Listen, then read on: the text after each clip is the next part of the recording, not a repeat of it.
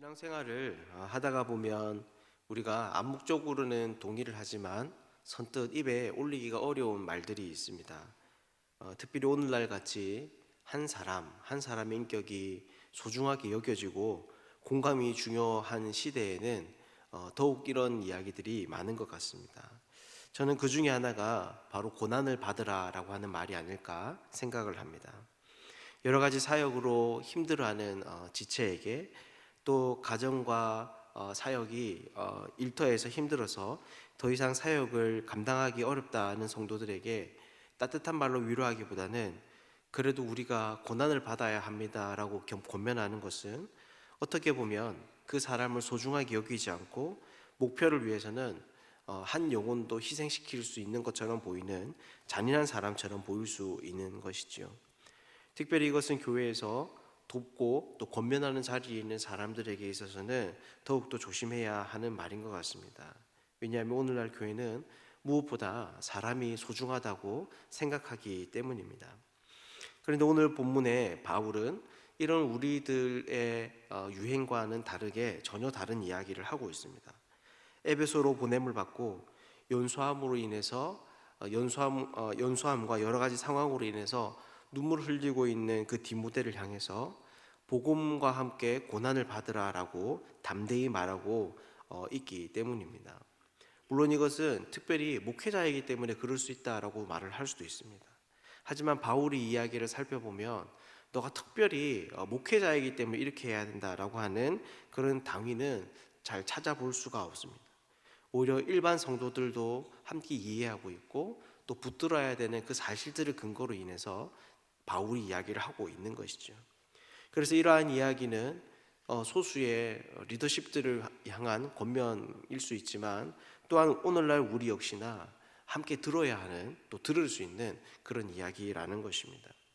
그렇다면 바울은 왜 디모데에게 고난을 받으라고 권면하고 있는 걸까요?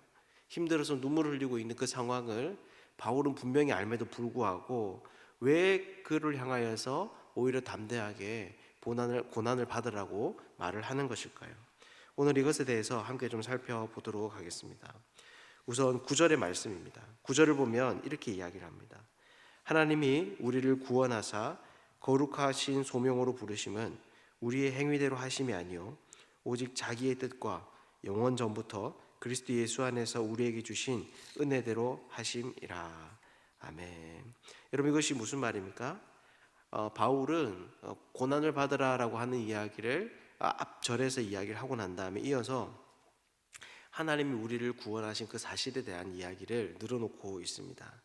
여기에는 크게 두 가지 내용이 있는데요. 하나는 뭐냐 하면 우리가 받아야 하는 그 구원은 정말 아이러니컬하게도 사람의 힘으로는 이룰 수 없는 일이다라고 하는 것이죠. 그래서 바울은 우리의 행위대로 하심이 아니요라고 못 받고 있습니다. 또한 둘째로 그렇기 때문에 이 일은 하나님의 계획과 또 그분의 뜻 안에서만 가능하다라는 것입니다. 그래서 9절 하반부를 보면 오직 자기의 뜻과 영원 전부터 그리스도 예수 안에서 우리에게 주신 은혜대로 하심이라라고 이야기를 합니다. 그런데 10절을 보면 어떻게 말을 하고 있습니까? 이제는 이라고 이야기를 하고 시작을 하고 있는데요. 10절을 보면 이렇게 이야기를 합니다. 이제는 우리 구주 그리스도 예수의 나타나심으로 말미암아 나타났으니 그는 사망을 패하시고 복음으로써 생명과 썩지 아니할 것을 드러내신지라. 여러분 이것이 무슨 말입니까? 하나님의 계획이 이제는 우리 구주 그리스도의 나타나심으로 말미암아 나타났다라는 것입니다. 즉 우리를 구원할 수 있는 그 유일한 그 방법이 이제는 실체를 가지고 역사 가운데 그 정체를 드러내었다라는 것이죠. 그것이 바로 예수 그리스도라는 것입니다. 그래서 바울은 그런 복음의 결과에 대해서 이야기를 합니다. 사망을 패하시고 복음으로써 생명과 썩지 아니할 것을 드러내신지라. 이러한 복음이 죄와 사망에서 사람들을 건져내어서 영원한 생명을 가져다 준다는 것이죠. 그렇다면 바울이 디모데를 향하여서 복음을 위해 받는 고난 앞에서 도망하지 말고 끝까지 이것을 감당해라 라고 이야기하는 그 근거가 여러분 무엇이겠습니까? 바로 그가 받은 이 복음이 그만큼 영광스럽고 복되기 때문입니다. 죄로 인해서 망가진 이 세상에서 사람을 구인할 유일한 방법이 이 복음인 것이죠. 죄로 인해서 영원히 죽을 수밖에 없는 그 인간에게 생명을 준 그 놀라운 하나님의 은혜가 드러난 것이 바로 이 복음인 것입니다. 그래서 바울은 너가 아무리 힘들고 고통스러워도 이것은 그만큼 수고할 만한 이유가 있다라는 것입니다. 그만한 가치가 있다라고 하는 거죠. 이 세상 그 어떤 기회비용을 치르더라도 이 일을 감당하는 것만큼 복되고 아름다운 일은 없다라고 말하고 있는 것입니다. 그리고 이어서 한 가지를 더 이야기합니다. 바로 자신의 이야기인데요. 11절의 말씀입니다. 11절을 보면 내가 이 복음을 위하여 선포자와 사도와 교사로 세우심을 입었노라 라고 말을 합니다. 바울은 복음 선포자였고 또한 그리스도 예수에 대해서 증언하는 사람이었으며 또 이 복된 사실을 풀어서 사람들에게 가르치는 좋은 교사였습니다. 그런데 이 일의 시작이 누구입니까? 바울이 스스로 이 일을 자기가 자처해서 한 것이 아닙니다. 하나님께서 바울을 불러서 강권하여 거역하는 그 영혼을 불러서 이 일들을 맡겨주셨던 것이죠. 그리고 이어서 그는 자신이 이 일을 하면서 왜 부끄러워하지 않는지에 대해서도 이야기를 합니다. 12절 말씀인데요. 12절을 보면 이렇게 이야기합니다. 이로 말미암아 내가 또 이 고난을 받되 부끄러워하지 아니함은 내가 믿는 자를 내가 알고 또한 내가 의탁한 것을 그날까지 그가 능히 지키실 줄을 확신함이라. 아멘. 여러분 이것이 무슨 말입니까? 먼저 바울은 자신에게 이 일을 맡기신 그분이 누구인지를 알았습니다. 9절 10절에 의하면 이 하나님은 구원을 이루기 위해서 영원 전부터 계획해 오신 분입니다. 하지만 이러한 계획은 너무 시간이 오래되다 보니까 역사의 흐름 속에서 뒤틀릴 수도 있고 또 사람들의 머릿속에서 망각될 수도 있습니다. 그런데 하나님은 어떻게 하셨습니까? 결국에는 그 많은 변수들을 다 감당하시고 신실하게 자신의 뜻을 이루어 예수 그리스도를 이 땅 가운데 보내 주셨습니다. 하나님이 자신의 생각하고 계획한 것을 반드시 성취하시는 신실하신 하나님이셨던 것이죠. 또한 그렇기에 그분은 자신이 의탁한 것, 즉 하나님께서 자기에게 맡기신 이 복음을 능히 지키실 줄 확신할 수 있었습니다. 자신의 말은 복음이 힘 있는 사람들에 의해서 좌지우지되지 않는 그런 하나님의 복음이었던 것이죠. 그렇다면 이것이 무슨 말입니까? 바울은 자신이 맡은 이 복음이 결코 헛되지 않고 결국에는 약속하신 대로 열매 맺을 것을 알았다라는 것입니다. 그래서 그는 디모데에게 너는 내게 들은 바 본받은 말을 내게 들은 바 바른 말을 본받아 지키라고 이야기합니다. 또한 14절을 보면 내게 부탁한 아름다운 것을 지키라라고 이야기를 합니다. 여기서 아름다운 것은 바울이 디모데에게 전달한 것을 그대로 다른 사람에게도 전달하는 것을 의미합니다. 즉 바울은 디모데가 그 어려운 상황 속에서도 복음을 따라 살고 복음을 전하는 그런 고난받는 삶을 살도록 권면하고 있는 것이죠. 그리고 이어서 바울은 끝으로 다른 사람들이 이야기를 합니다. 먼저 15절의 말씀을 보면요, 모든 사람이 바울을 버렸다라고 이야기를 합니다. 아마 그의 상황이 어려워지자 바울이 전했던 그 복음을 하찮은 것으로 여기고 그를 떠났던 것 같습니다. 그런데 특별히 바울은 부겔로와 호모게네라는 사람의 이름을 언급합니다.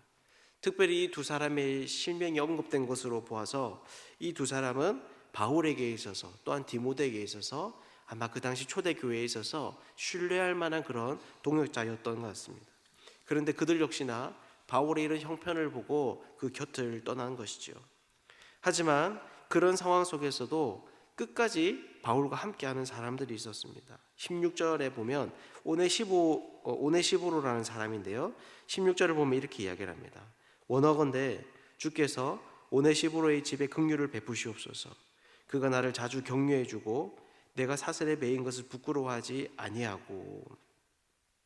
네, 바로 이 오네시보로라고 하는 사람은 끝까지 바울과 함께 고난을 감당했던 사람들인 거죠. 그래서 보면 그는 자주 바울을 격려했고 그가 사슬에 매인 것을 부끄러워하지도 않고 심지어 로마에 있을 때도 그를 부지런히 찾아와 만남을 가졌습니다. 그래서 바울이 어떻게 합니까? 이 사람을 향해서 축복하고 있습니다. 하나님께서 그에게 긍휼을 베풀어 주실 것을 간절히 빌고 있는 것이죠. 그렇다면 이것이 무슨 말이겠습니까? 바울은 자신이 그렇게 사람들에게 버림을 받을 만큼 복음 사역이 하찮게 여겨질 수 있는 그런 상황 속에서도 자신의 곁을 지켜줄 그런 따뜻한 사람이 있다라고 이야기를 하고 있는 것입니다. 그리고 이러한 사람은 역시나 디모데 너가 그러한 상황 속에서도 함께할 만한 사람이다. 믿을 만한 동역자가 우리에게 있다라고 이야기를 하는 것이죠. 다시 말해서 바울은 디모데에게 그런 어려운 상황 속에서도 너 혼자 그 일을 감당하고 있는 것이 아님을 말해주고 있습니다. 이 외롭고 험한 사역의 길에 하나님이 우리를 홀로 걷게 하신 것이 아니라 그 일의 소중함과 가치를 아는 사람들과 함께 감당하도록 하셨다라는 것이죠. 그래서 바울은 오히려 디모데에게 담대하도록 권면합니다. 너와 함께하는 사람이 있으니 너는 기꺼이 그 고난의 복음을 받으라라는 것입니다. 말씀을 맺겠습니다. 이렇게 바울은 자신의 영적인 아들, 어떻게 보면 이 세상에 남은 사람들 중에 가장 소중한 디모데에게 고난을 받으라라고 이야기를 합니다. 하지만 이것은 자신의 사역을 위해서 디모데를 이용하는 것이 아니었습니다. 자신의 하고자 하는 일을 위해서 디모데를 희생시키고자 하는 그의 달콤한 이야기도 아니었습니다. 그렇다면 그가 왜 이 일을 감당하라고 말을 하는 것이겠습니까? 바울의 한 이야기를 살펴보면 이 사역은 하나님이 우리에게 생명을 주신 은혜롭고 영광스러운 약속입니다. 또한 이 일은 신실한 하나님의 일이시므로 반드시 성취되는 이야기입니다. 뿐만 아니라 이 일은 혼자서 모든 일을 다 감당하는 것이 아니라 그 길에 분명하게 그 존재와 사역을 기억에 여겨주는 힘이 될 수 있는 동역자가 있는 그 일인 것이죠. 그래서 바울에게 있어서 복음 위에 고난 받는 것은 영광스러운 일이었습니다. 분명하고 확실하며 이 세상 그 무엇과도 비교될 수 없는 복된 것이 바로 디모데가 눈물을 흘리며 감당하고 있는 그 일의 본질적인 의미였던 것이죠. 그래서 바울은 디모데로 하여금 이 일을 이러한 이야기를 할 수 있습니다. 그를 이용하기 위해서가 아니라 그를 사랑했기 때문에, 그를 희생시키기 위함이 아니라 그를 소중하게 여겼기 때문에 이 일을 감당하라고 말을 하고 있는 것이죠. 사랑하는 여러분, 이 이야기는 바울이 자신을 사랑하는 영적인 아들인 디모데에게 하는 이야기이지만 오늘날 모든 우리 섬기는 사람들이 들어야 하는 이야기이기도 합니다. 오늘 우리가 이것을 우리를 향한 하나님의 말씀으로 이해하고 또 들을 수 있으면 좋겠습니다. 그래서 우리가 섬기는 그 자리가 얼마나 귀하고 복되인지를 다시 한 번 더 생각할 수 있으면 좋겠습니다. 이 자리에 있는 우리 모두가 힘들고 지칠 때, 우리의 사역이 무거워서 그만두고 싶을 때 뒤로 물러나는 것이 아니라 이런 하나님의 복된 약속을 깊이 있게 생각하고 다시 한 번 더 하나님의 귀한 사람으로 영광스러운 이 복음의 사역들을 감당할 수 있는 그런 하나님의 사람들 되시기를 주님의 이름으로 축복합니다. 함께 기도하겠습니다.